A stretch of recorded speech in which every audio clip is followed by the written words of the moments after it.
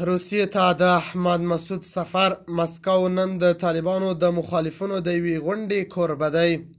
روسیه کې د طالبانو پر ضد هغه قومندانان او جګپوړي کسان چې طالبان نه مني نن په روسیه کې غونډه ترسره کوي چې احمدمسعود به یې مشر وي.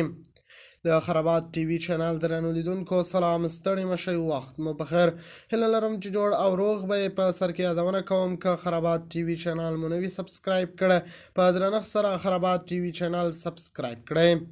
افغانستان د جبهه مقاومت ډلې مشر وایي چې د دې جبهې مشر احمدمسعود په روسیه کې د افغانستان په تړاو په یو غونډه کې د ګډون په موخه مسکو ته تللی دی.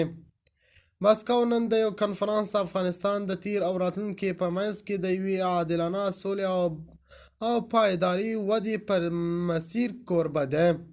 دا کنفرانس د عدلي نړۍ د انسټیټیوټ له لورې رابلل شوی چې د عدلي روسي ګوند او د روسیې د علومو اکاډمۍ لخوا یې ملاتړ کیږي.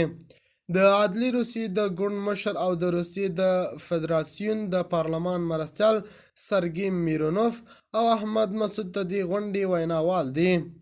همداراز محمد محقق، امرالله صالح، فوزیه کوفی او فضل احمد مانوي، ستاره حسیني، شکریه بارکزی او سید صادق طاهر هم د مسکو د غونډې ګډونوال دي. د افغانستان ملي مقاومت د جبهې ویلي چې ټاکل شوي ګډونوال د افغانستان د سولې پر بېلابېلو اړخو بحث وکړي. د جبهې د مسکو د غونډې په موخه په افغانستان کې د ټیکاو د راتلو په تړاو د روسیې لیوالتیا او له تروریزم او افراطیت سره د مبارزې لپاره د یوې ټولګډونه سیاسي بهیر رامنځته کېدل بللی دی. د خرابات ټي وي چینل درنو لیدونکو دا او زموږ ته د مهال چمتو کړی خبر د الله په امان تر بیا ښې چارې.